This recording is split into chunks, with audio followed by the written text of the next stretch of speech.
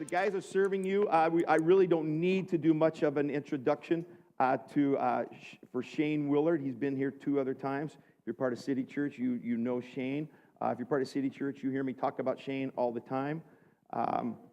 If you're part of City Church, you know that he's some people's favorite preacher of all time.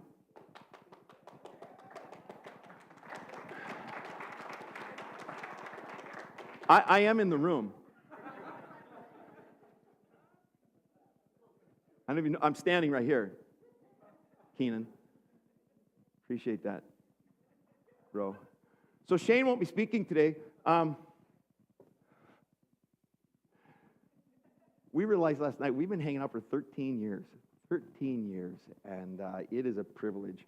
So City Church, will you just welcome my good friend, Shane Willard, today.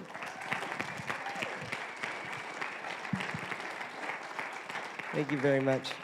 If you'd like to follow an actual Bible, Ephesians chapter 2, we're going to take some steps around. I've also prepared slides. It's so good to be back with you, with my friends here in El Mirage and Surprise and the greater Phoenix area. If those of you who don't know me, this is all I do for a living. I travel around and speak. Have had the incredible privilege of being mentored by a pastor who just happens to have his rabbi training as well. So my stuff comes from that bent. I also have a master's degree in clinical psychology, so I'm qualified to sort your head out. So careful what you say to me afterwards. I see through every bit of that, all right?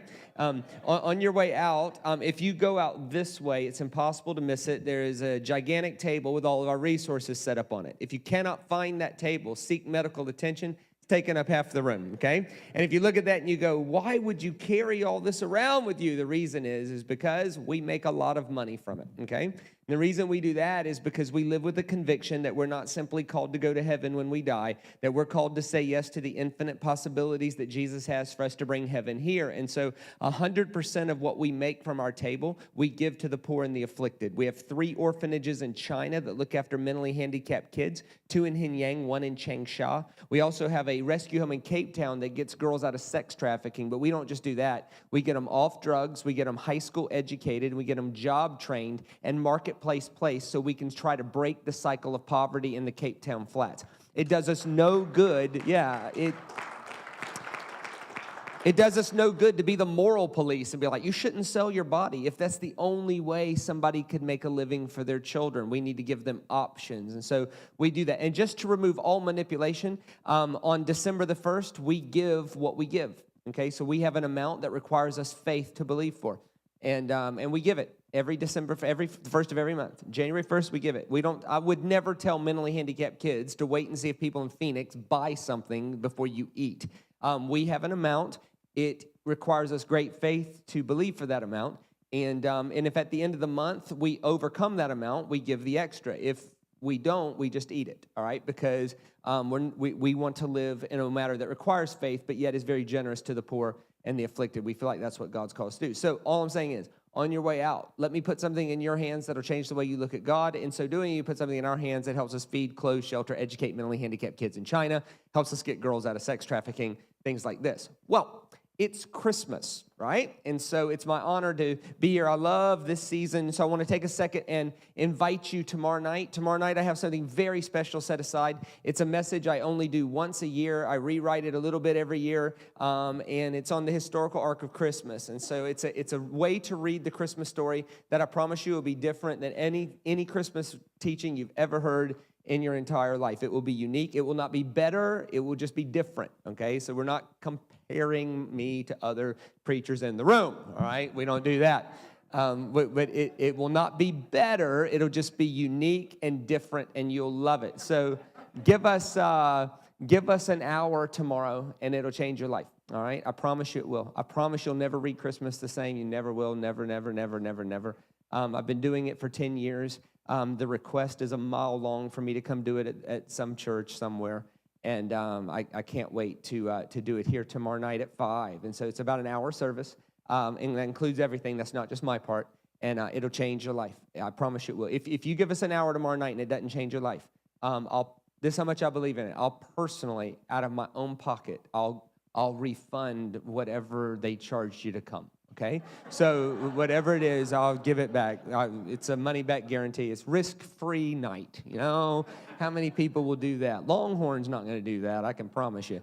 And so come on tomorrow night. All right, so this is a season we celebrate God coming down. See, in a religion that all too often I think the focus becomes how to go somewhere else. How do we get to heaven? I think what you see in Scripture is the exact opposite of that. What you see in Scripture is story after story after story over thousands of years of people's experience asking God to come down here, and this is the season where we get to celebrate that, and it's intermingled with the cross. And see, the idea isn't so much did this literally happen. That's only the part of the story. There's a way I could outline the literalness of all of this, and then at the end of the day, okay, you would just be a little bit bored. The power in Christmas and the power in the cross and the power in the resurrection is not found simply in the objective literalness of it. It's found in the infinite meanings of it. The cross does not have one meaning. The cross defies meaning. For the God of the universe to humble himself, put on flesh, allow himself to be executed at the hands of a local government for the sake of all of humanity is not something that has one meaning.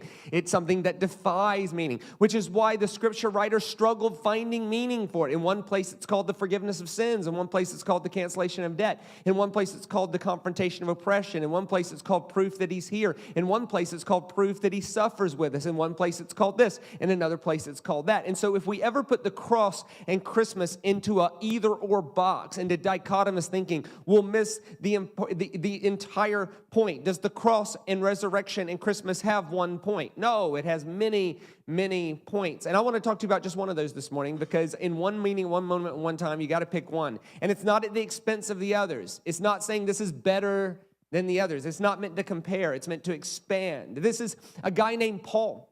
And Paul's trying to explain the meaning of the cross to a group of Christians in Ephesus. And here's what he says. And I don't think this gets enough playtime, so I'm going to spend some time talking about this. Here it is. Ephesians chapter 2.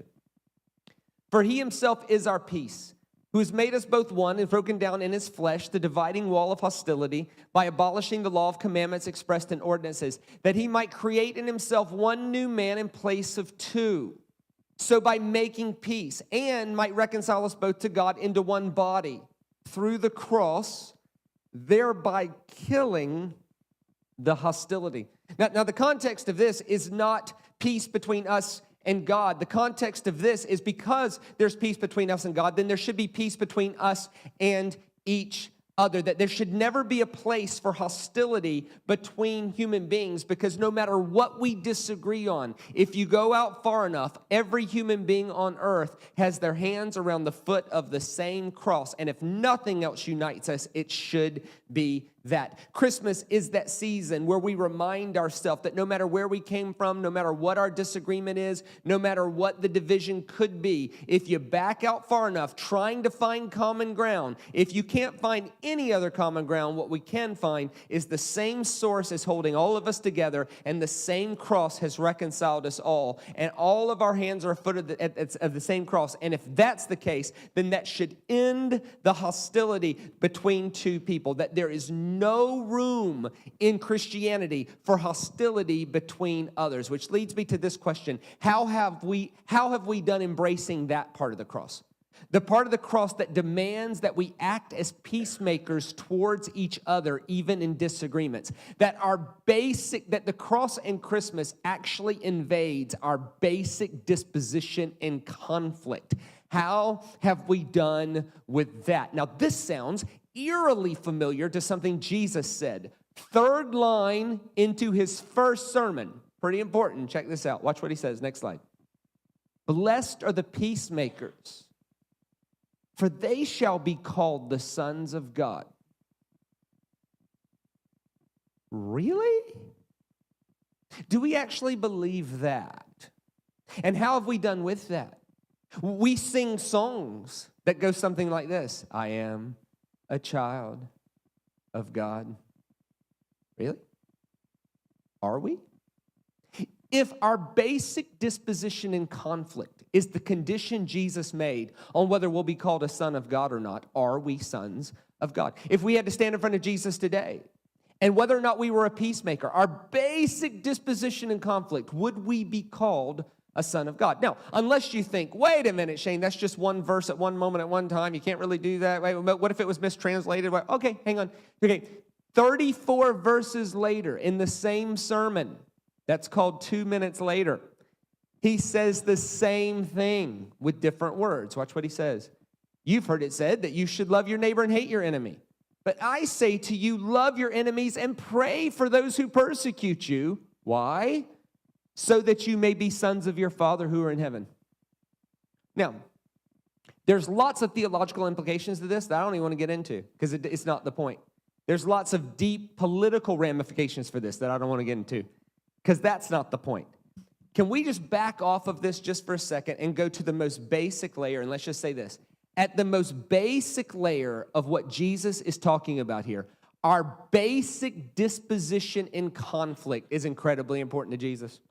That the basic way we handle ourselves in a disagreement, the basic way we handle ourselves in conflict is incredibly important to being what the cross and Christmas represents to our world. Like, we should not be people who simply believe in the cross and Christmas. We should be people who allow the cross and Christmas to fundamentally shape the way we see our entire world. That it is entirely possible to believe all the right things about the cross and to believe all the right things about Christmas, and it still infect none of our life. That the cross and resurrection and Christmas should not simply be bullet points on a pamphlet that we affirm, but rather should be fundamental ways and visions of seeing our entire world. And one of those ways is, wait a minute, what is my basic disposition in conflict? To Jesus, our basic disposition in conflict was very important. So important, in fact, that he said those peacemakers are the sons of God. Now, to understand this, we have to understand, one, how hostility works,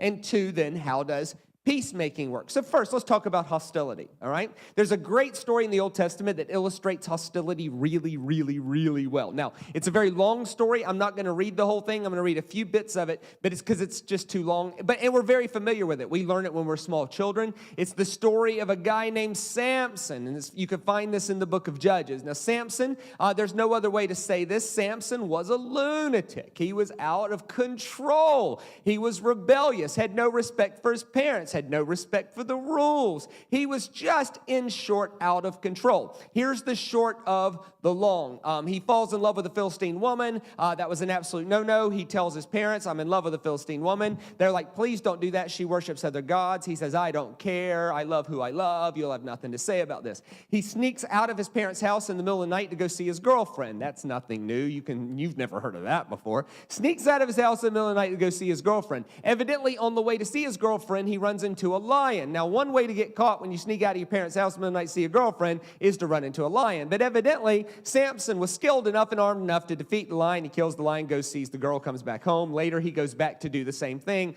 and he runs into the same lion, but the carcass is there. It had been rotting for a while because there was no such thing as garbage people back in those days, because the world is, in fact, getting better. Now, evidently, bees had taken nest in the middle of this dead body. And Samson does the most disgusting thing you could possibly imagine doing. He reaches into the dead thing to find food. It was a bunch of honey, and he eats honey out of a dead thing. He goes on to the girlfriend's house, where he's hanging out with 30 Philistine people. And as all people with good social skills would do, he, the one Jew in the entire room, decides to prove that all Israelites are smarter than Palestinians, and so than Philistines. And so he says, hey, I bet that I'm smarter than y'all, and I can prove it. Here's what I'll do. I'm going to tell you a riddle, and I'm so smart, I bet you can't guess it. If all 30 of you together have 7 full days to talk about it, you'll never be able to guess it. And here's how sure I am. If you guess it, I'll owe you 30 pieces of clothes. But if you can't guess it, you'll owe me 30 pieces of clothes. I bet you can't guess. Bet you can't guess. Bet you can't. Of course they can't guess. He's just going to make up a riddle off the top of his head that no one else has any context for. So he says, out of the eater, something to eat. Out of the strong, something sweet.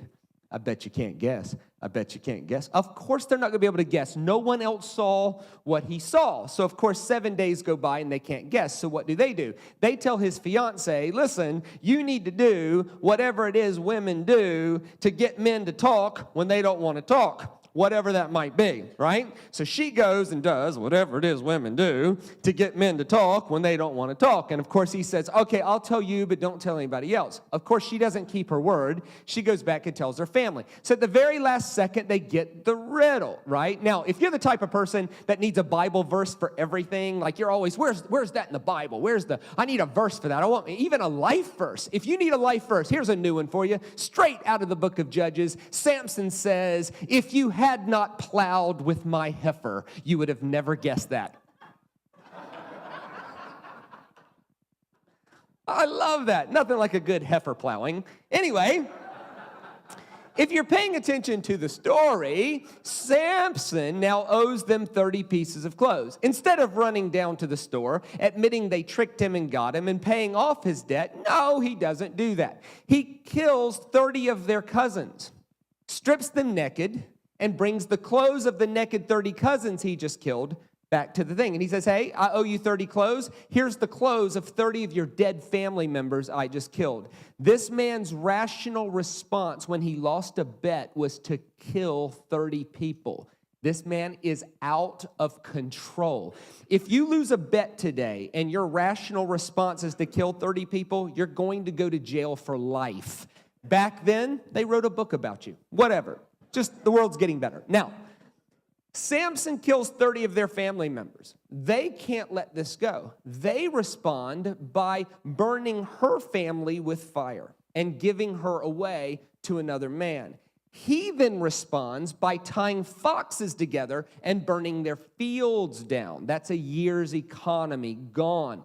They then respond by sending 1,000 people to kill him. Massive overkill. He then responds by picking up the jawbone of a donkey and killing 1,000 of them. Again, massive overkill.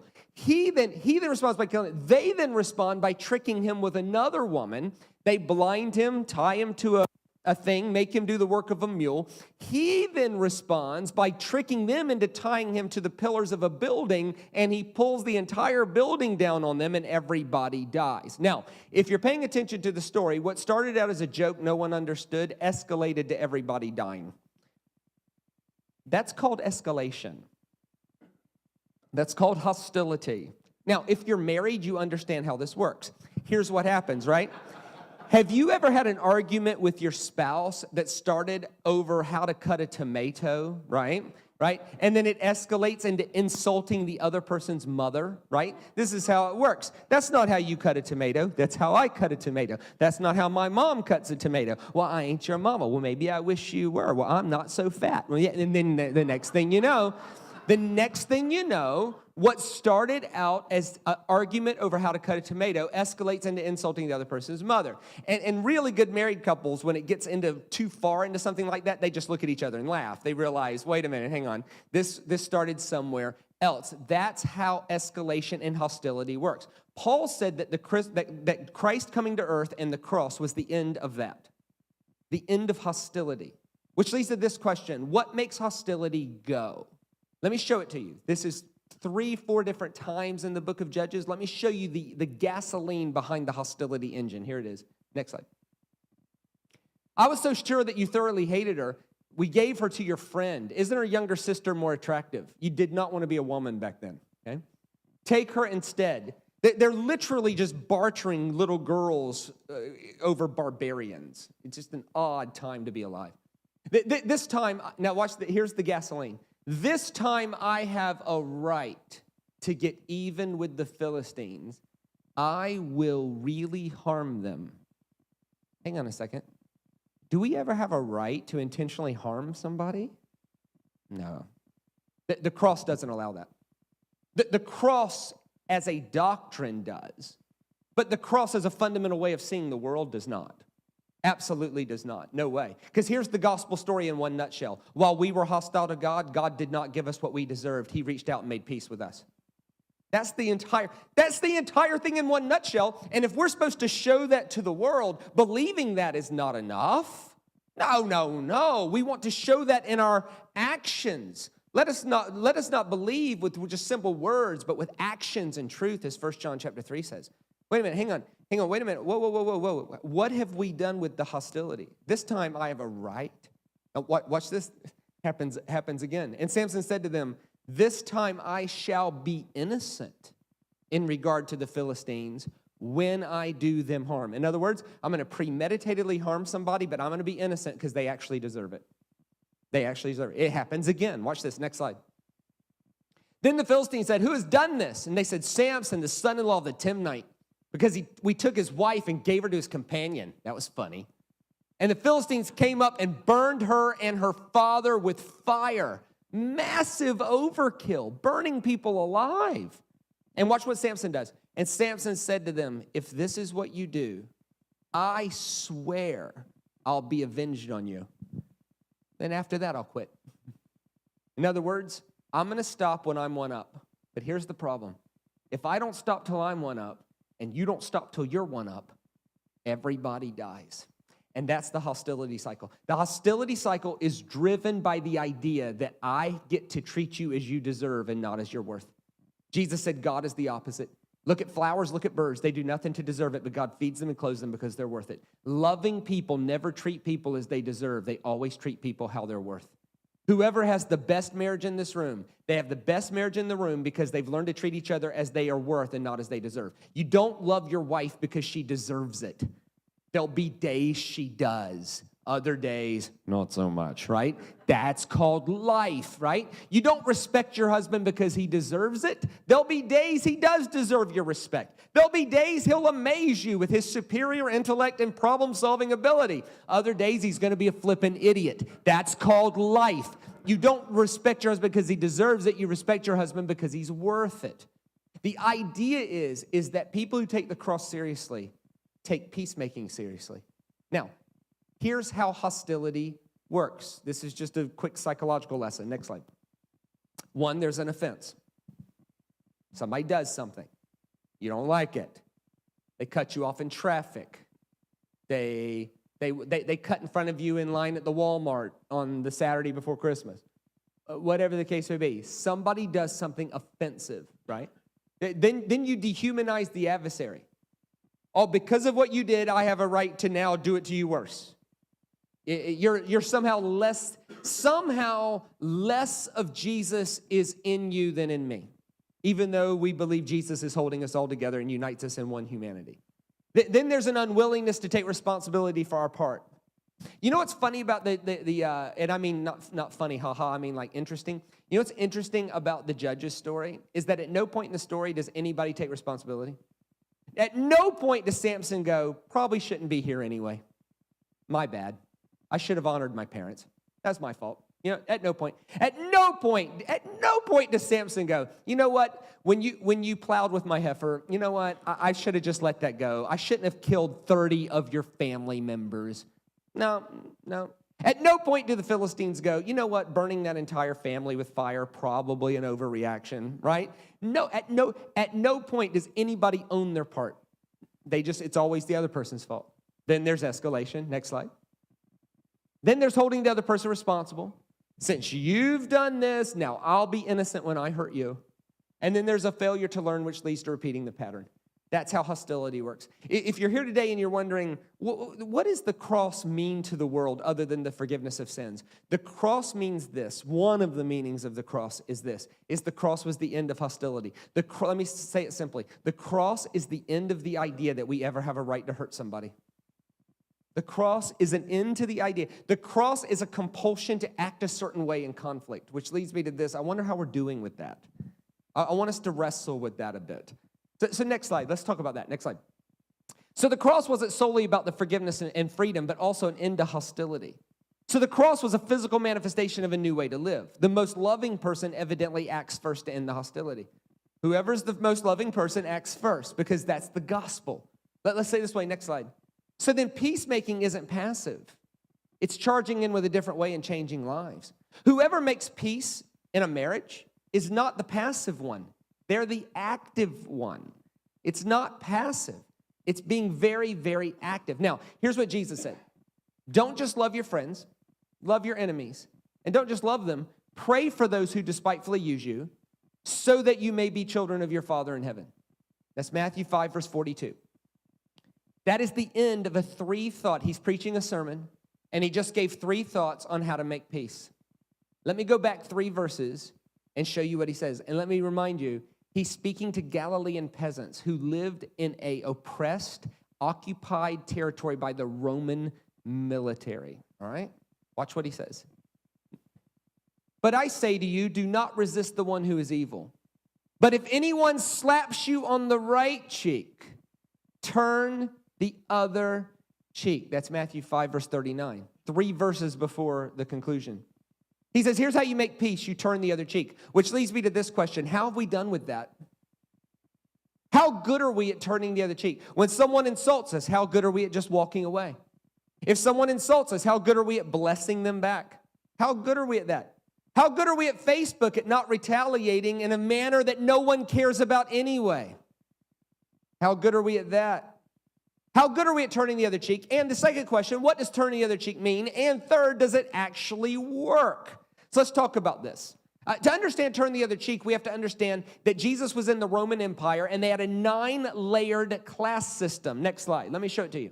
There was a 9-layered class system. I could give you the names of every single one of them, but that would be boring. So for today, we'll call them 1, 2, 3, 4, 5, 6, 7, 8, 9.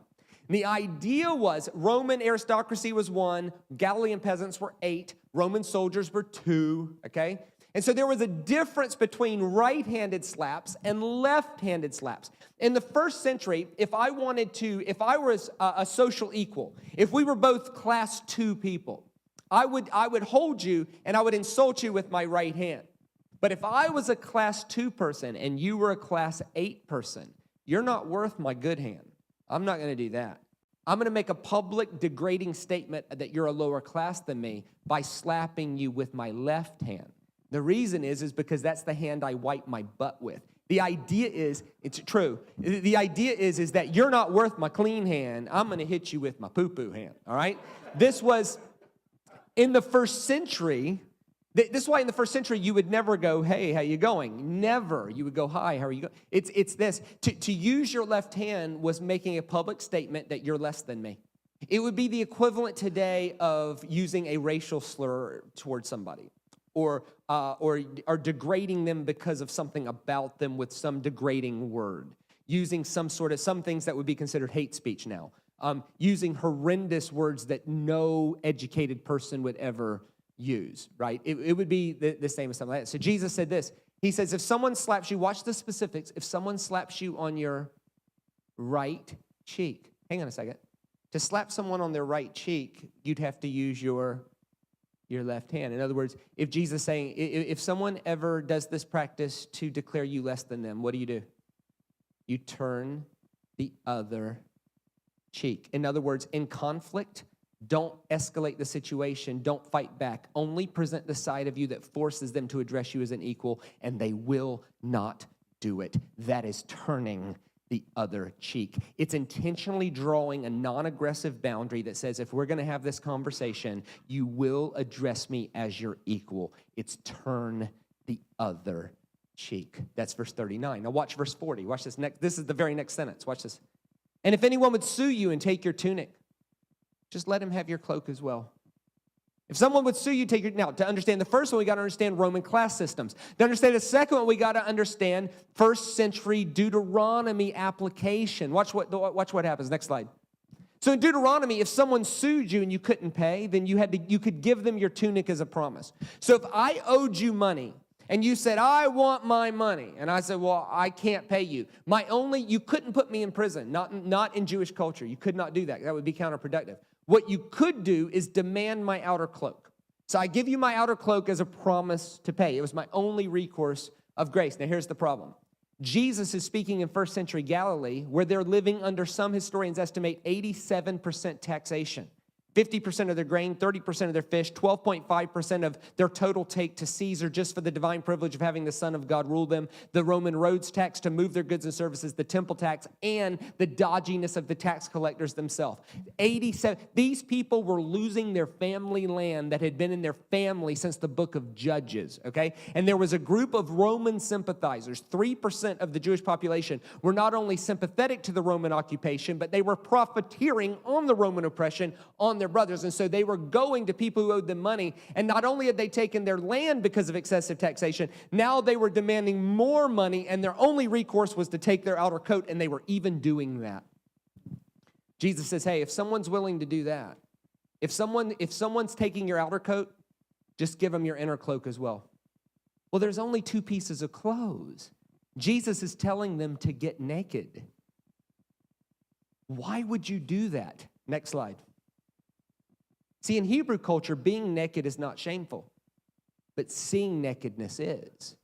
So the man being sued is placing his shame on the other while being peaceful, because what kind of person would take both cloaks? The idea in this is that you don't confront greed by confrontation. You confront greed with uber generosity.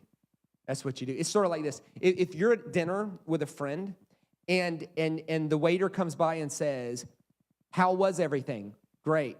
How are we doing the check?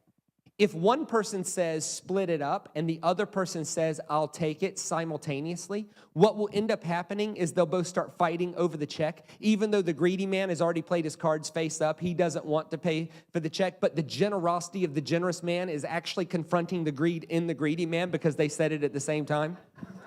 That's awesome. It's that. How do you be a peacemaker and kill hostility? You turn the other cheek. You give your tunic and your cloak. You confront greed with uber generosity. Here's the third thought he had. Watch this. Next slide. This is the very next sentence. And if anyone forces you to go 1 mile, go 2. So Jesus said, here's how you make peace. You turn the other cheek. You give your tunic and your cloak, and you go the extra mile. It's an interesting word there, isn't it? Forces. If someone forces you to go a mile, what's he talking about? Was there personal trainers in the first century? Come on, Willard, 1 more mile. No, what is going on here? Now, to understand the first one, we got to understand Roman class systems. The second, we got to understand Deuteronomy law. Third one, we have to understand Roman military law. The Galilean people were occupied by the Roman military. Now, when the Roman military occupied your city, they had to operate under certain rules. Certain things were allowed, certain things were not allowed. And there were some crazy things that were allowed. Like, for instance, if you were a woman in Migdol, you were considered Roman property, and any Roman soldier could rape you at any moment with no judicial process at all because you were their property. So there were some really barbaric, crazy things going on. If you've ever thought, man, this world's getting crazy, no, that world was crazy, all right? And so the Romans had certain rules, and one of their rules were they had to carry these 70-pound packs around. 70 pounds. So if they had to go for a walk, think about this, are they going to carry their own pack? Not with all you lowlifes around. No way. You're a bunch of Class 8 lowlifes. I got a bunch of golf caddies. I'm going to force you to carry my pack, and I'm going to walk leisurely while my slave carries my pack. That's how they would do it. But here was Roman military law. Any Roman soldier could force a Galilean peasant to carry their pack 1 mile. But they could not force them to go more than a mile, or they'd be court-martialed a day's pay. Why? Because they wanted those people to be able to go back to work so they could pay more taxes. Yes, it was going to get counterproductive. So Jesus says, if someone forces you to go 1 mile, at the 1 mile mark, take off and go 2. And you'll have a Roman soldier chasing you down, trying to get you to stop. In other words, get a little reputation for being slightly crazy, over the top, generous. Oh, you want me to go 1? I'm going to go 2. No, just 1. No, 2. 2 it is. You get a little bit of a reputation, be a little bit crazy, and the Roman soldiers will leave you alone. This is genius advice from a first century rabbi to a group of oppressed people on how to make peace. If you think your cousin at Christmas is hard to be peaceful with, they're nothing compared to a Roman soldier. Jesus says, here's how you make peace. You turn the other cheek. You go the extra mile. You give your tunic and your cloak. And then the next sentence, he says, don't just love your friends, remember. Love your enemies. Pray for them so that you may be sons of your Father in heaven. My question is, are we children of God this morning? Are we not just to sing it, not just to believe it, do we act like it? If the world sees how we act in conflict, they should go, those are children of God. Let me illustrate this with a story. This is something that happened to me in 2013. I'll never forget it as long as I live. It moved me. I got the opportunity to study for 4 days with the top history expert in Jerusalem. He teaches ancient history at the University of Jerusalem there. Just an amazing opportunity. I got to speak with his son at something, and he got moved, and so he called me and said, "Hey, would you come? I'm inviting you to study with me." So I went over there to study with him, and this guy was amazing. He has forgotten more than I know. It was a brilliant, life-changing week. But something happened 1 hour into day one. 1 hour into day one, this guy shared something with me that was so amazing, it blew me away, right? Now, here's the problem. He's an English speaker, but English isn't his first language, so he doesn't understand metaphors and stuff. And so I did this. Now, let me be clear. I was amazed. This is what I did. I said, "Really? Really?" Well, he thought I wanted to fight. He thought I wanted an argument, right? His response, I'll be 95 and never forget it. Here's a guy that it could have decimated me in an argument. He had all the information. He thought I was arguing. I wasn't. Here was his response. He went, "Oh, Shane, peace between us is the most important thing. If one of us needs to be wrong, please let it be me."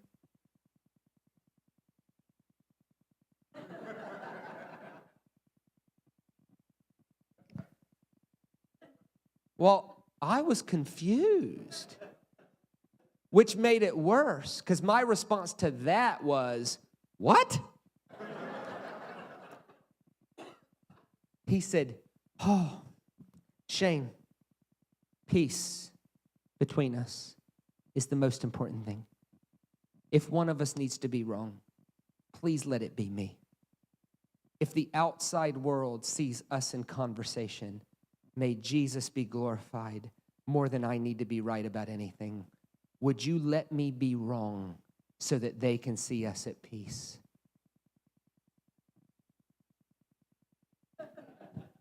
Now that's a son of God right there. That's a son of God. I said to him, "Did you think I wanted to argue?" He said, "Didn't you?" I said, "Okay, deep breath. First, I sincerely apologize for my tone of voice. I was not wanting to argue. I was amazed. I mean, amazed. Please forgive me." And he went, "Were you amazed?" I said, "I was amazed." He said, "Oh, good." Because I knew I was right about that, but...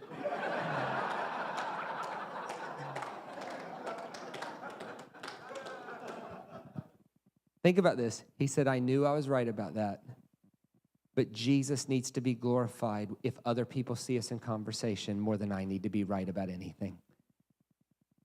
And I said, "Well, let's just make a deal. For the next 4 days, I'm not going to disagree with you about anything concerning Jewish history," right? That's a son of God. There's this one more story from Jesus' life. It's an odd story So we learn these images: turn the other cheek, go the extra mile, give your tunic and your clothes. The last image is this, next slide, is to heal the ear. There's this great story. It's odd, it's weird. Jesus, the short of the long is Jesus, everybody in Israel had walked to Jerusalem from a long way away. They ate the biggest meal of the year, 4 hours, a 4-hour-long meal with 4 glasses of wine. Afterwards, people are having trouble staying awake. And you can understand that. Long walk, big meal, 4 glasses of wine, right? So, and Jesus is like, "Can you not stay awake?" They're like, "Where have you been all day?" "We've been walking and eating." And anyway, so he's in this garden called Gethsemane, and they come to arrest him. A large platoon of Roman soldiers come to arrest him, led by a guy named Malchus. Now, Malchus is very important because he's named, and he's the next in line to be the high priest. Caiaphas wants to arrest Jesus, but Caiaphas doesn't want to go himself, so what does he do? He sends the intern, because what else do you send interns to do but do stuff you don't want to do, namely kill Jesus. So Malchus is leading the charge to arrest Jesus. And it says that one of Jesus' disciples cut off his ear, right? Takes a knife or a sword and chops his ear off. Now, if I was to ask people which one of Jesus' disciples cut off his ear, we would all say, Peter, right? How do we know that?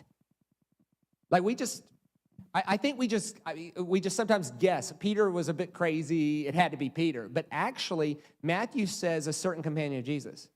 Mark says one of Jesus' friends, and Luke says one of Jesus' disciples. I think we just assume it's Peter that cut the ear off, right? Matthew says a certain companion of Jesus. Mark says one of Jesus' friends. Luke says one of Jesus' disciples. How do we know it's Peter? We know it's Peter because John said Peter did it, right? So Matthew, Mark, and Luke are like, let's keep this on the down low, shall we? John's like, nope, Peter did it. Throw him under the bus, right? Now, here's what's odd about this story. What's odd about the story is no one arrests Peter. Peter assaults a person, chops his ear off his head in front of the police, and no one, their response is like, oh, these crazy Jews. And you think the world's crazy now? Right? Why was that okay? What's going on? Does that make you question certain things? And when we understand this, I think this brings this a lot to light. Let me see if I can explain it in 15 seconds. 30. There was in the first century, there was tension between the Pharisees and the priests. Here's why. In order to be a priest, you had to be born. That was it. If your father was a priest, you're a priest. In order to be a Pharisee or a rabbi, you had to go through 30 years of school. You had to earn it. You were given no privileges at the temple, right? So there was tension between people who were born with their fortune and people who had to earn their living day by day. We've never heard of this in our day and age. The tension between people who are born with it and people who have to earn it day by day. And so the problem with this is how do you disqualify a priest? Because if all you got to do is be born, is it possible that a good priest would ever give birth to a wicked son? Sure. And you didn't want a wicked son representing you to God. So what did you do to get rid of him? You had to disqualify him. And how do you disqualify a priest that's not disqualifiable? Here's what they did. They used an obscure law found in Leviticus 21 to do this. I've just simply copied and pasted this out of the NIV. I have not changed one word. This is Leviticus 21. Check this out. For no one who has a blemish shall draw near, a man born blind or lame, or one who has a mutilated face. I don't even know how you lived back then. Sir, you are next in line to be the priest, but your face is just a bit mutilated for us. I don't know. Or a limb too long, like you walk in with a limp. Or a man who has an injured foot, or an injured hand, or a hunchback, or a dwarf, or a man with a defect in his sight, or an itching disease, or scabs.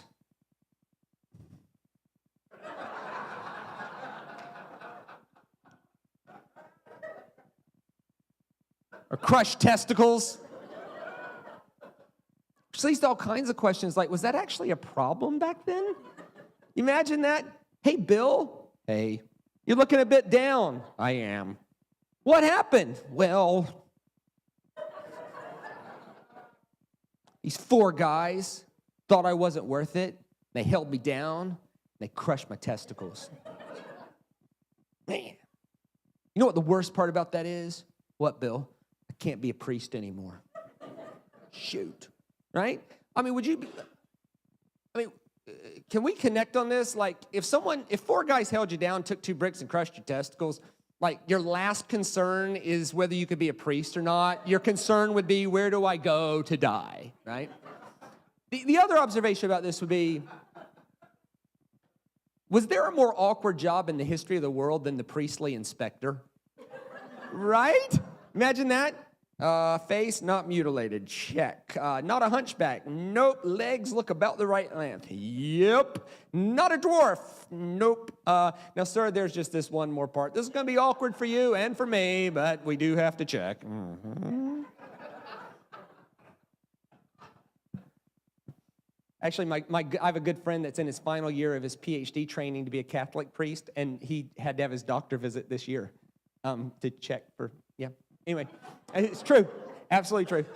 Based on that scripture, too, by the way. Anyway, weird. Next slide. No man of the offspring of Aaron the priest who has a blemish shall come near to offer the Lord's food offerings. Since he has a blemish, he cannot come near. Now, here's what would happen. If they deemed a priest like Malchus not worth it, they would disqualify them by giving them a blemish. You could read about this in Brad Young's works and Josephus's works, some other places. What they would do is they would mangle their ear. Let me define that. They would pierce their ear and pull.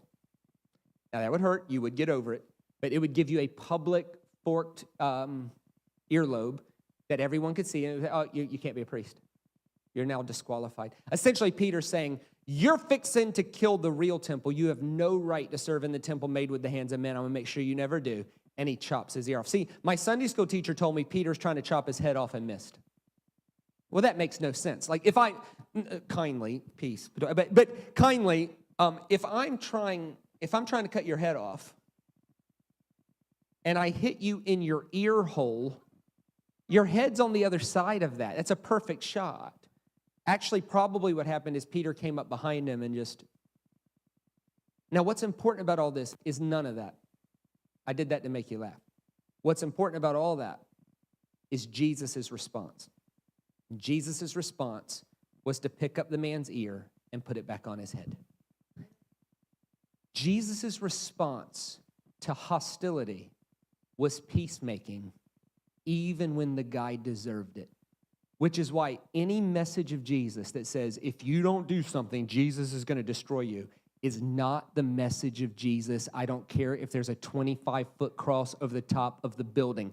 Jesus was still being kind to the guy leading the charge to kill him, to the guy who put nails in his hands, to the guy who wrapped crowns of thorns around his head, to the people at the foot of the cross spitting and mocking. Jesus was still kind to those people. Why? Because the cross matters because of that. It wasn't just the forgiveness of sins. It was Jesus teaching us how to respond in gross injustice. It was Jesus teaching us how to respond in hostility and conflict. It was Jesus turning the other cheek, going the extra mile, giving his tunic and his cloak, and healing the ear. Jesus' response to the guy leading the charge to kill him. No one has ever been that hostile to Jesus. Jesus' response to the guy leading the charge to kill him was not only to heal him, but to restore him back to the temple. Christians amaze me.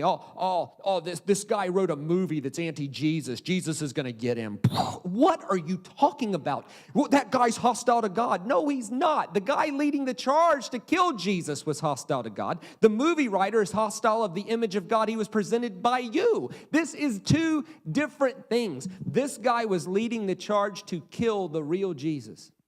And Jesus' response was, I'm going to heal you before they kill me. I'm going to heal you before they kill me. Are you kidding me? It's a massive grace story, which leads me to all kinds of questions.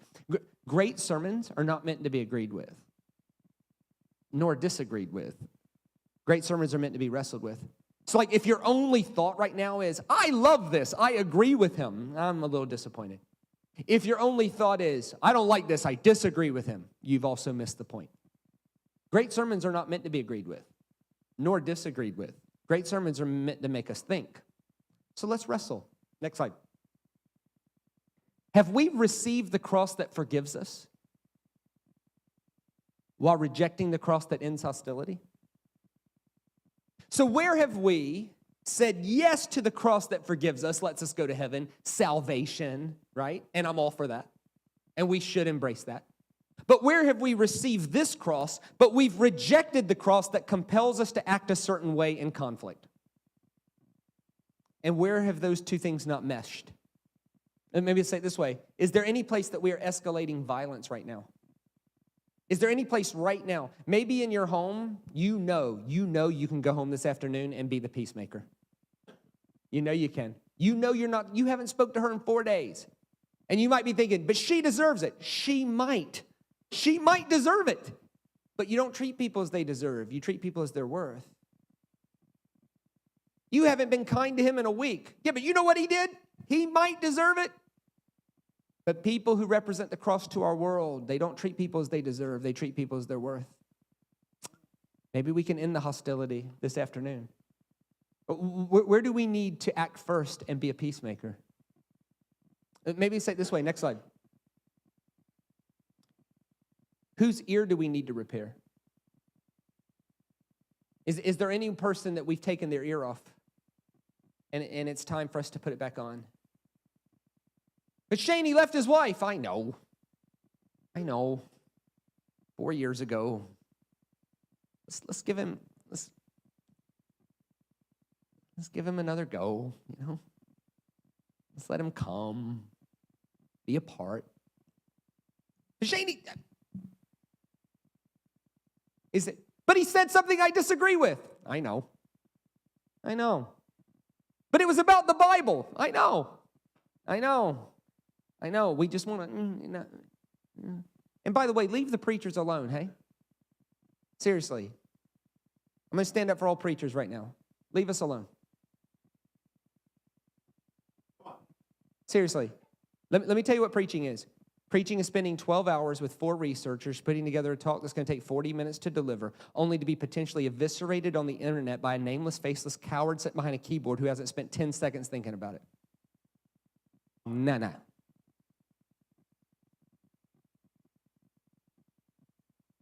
And I'll put their ear back on too. Whose ear do we need to put back on? Maybe say it this way. Jesus has given us life for us. What's our offering going to be back to him? I'm not talking about belief. I'm not talking about what you believe. I'm talking about how you believe what you believe. How you get it. How does it work out?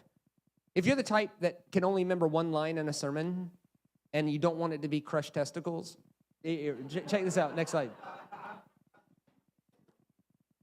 What if the cross was God saying, how far do I have to go for you all to get along? You were hostile. I acted first to make peace. You're showing up to kill me. I'm going to heal your ear. You're putting nails in my hand. I'm going to forgive you. What if the cross was God saying, how far do I have to go for you? And what was the last thing we got mad about? Oh, Shane, they cut me off in traffic. They cut in line. Wait a minute. We drive a motor car on a paved road to a store that prepackages food for us and still find a reason to get mad about something? Come on. So, my brothers and sisters of El Mirage, may you not just be people who believe in the cross. May you be people who allow the cross to fundamentally shift the way you see your entire world. May you be people who are peacemakers. May you be people who shine light in our world. May you be sons and daughters of God. For blessed are the peacemakers, they're the sons of God.